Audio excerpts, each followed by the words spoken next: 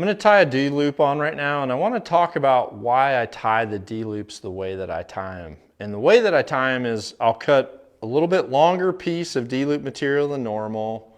I start with making a J, and as I go, I'm using my pliers, and I'm actually taking all the slack out as I go, and then burning the first half down, taking that slack out, rolling it, then doing the other side fully. And I'll do that here for you in a second, but I wanted to tell you why. So what a lot of people do, and honestly the fastest way to do it, is they'll just take a pre-cut length and they'll kind of go through the tying motions of essentially what you would need to tie to make a D-loop be on the string. So if this was a pre-cut piece, you know, they might kind of pre-wrap it to where more or less it looks like this. Then they'll get a pair of knock pliers and they'll just take all the slack out of that.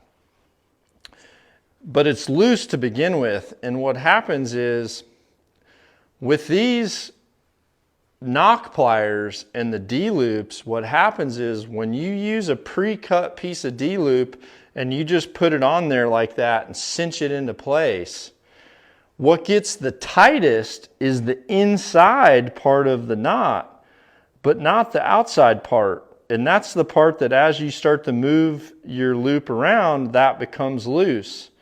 Now, the other thing that happens is because they're trying to make that thing bite and make it tight, you're actually having to apply so much more pressure in the center of that D-loop in order for it to take the slack out all the way around, over, back down, and take the slack out of what would be the cut off end of that D-loop material.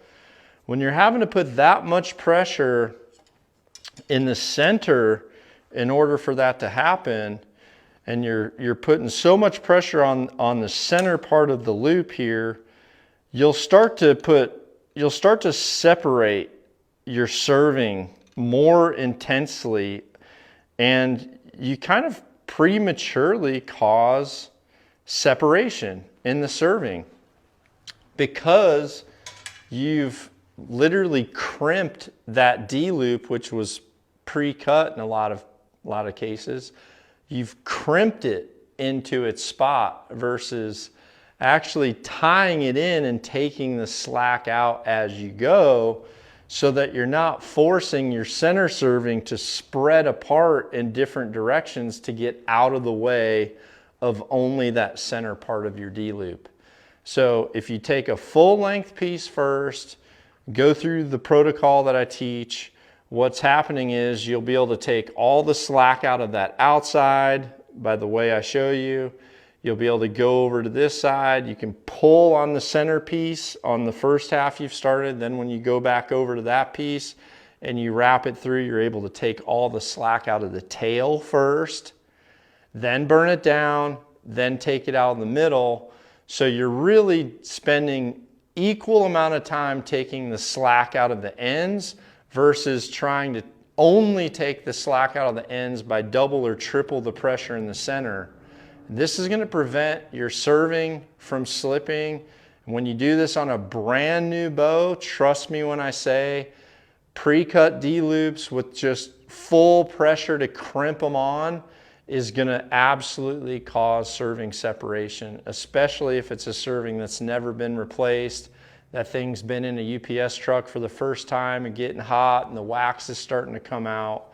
So take a little bit extra time and do your D-loops the way that I teach you to, so that here in this case right now, you can see I'm able to squeeze this properly.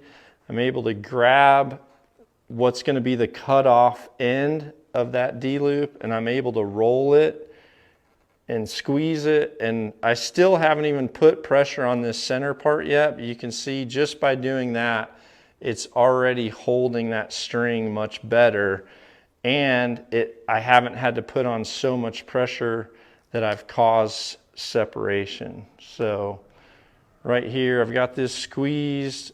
All this slack has been pulled out. I've got it pointing straight up and down now. So I'm going to go ahead and trim that. Point it straight up and down.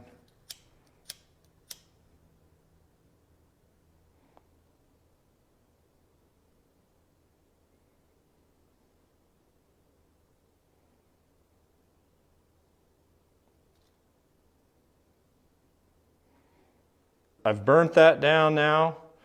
Now I can grab this long tab and I can pull some of that slack out of the middle. So this is completely tied firm. I haven't caused any type of serving separation there.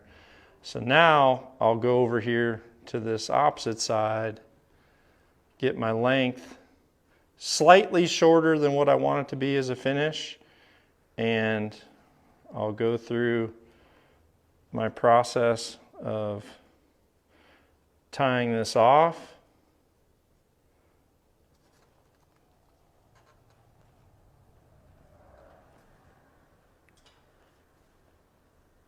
And now I can squeeze this, grab this tail end close, and I'll be able to just roll this, and you can see right there how much slack just came out. And that slack is coming from the outside part, which normally you're just not going to get it all out of there. So I'm able to squeeze that, grab close, roll. You can see right there is all the slack that came out of that outside once again. Squeeze that tight, grab it close, roll. You can see that's come out of there. So now I can actually, you can see how much slack, right there is the slack that's come out. So now I can cut that.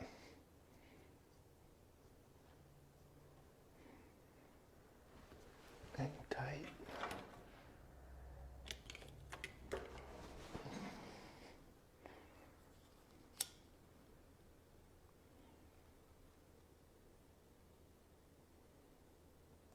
And burn that down.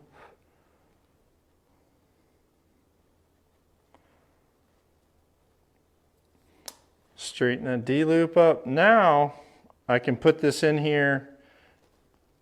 I can stretch it to the length that I want, but that's a minimal amount of pressure that I've had to put here to fully lock that in, and I've prevented any type of serving slip under this D-loop in either side. So that right there is what you need to do to tie on your D-loop without causing string serving separation.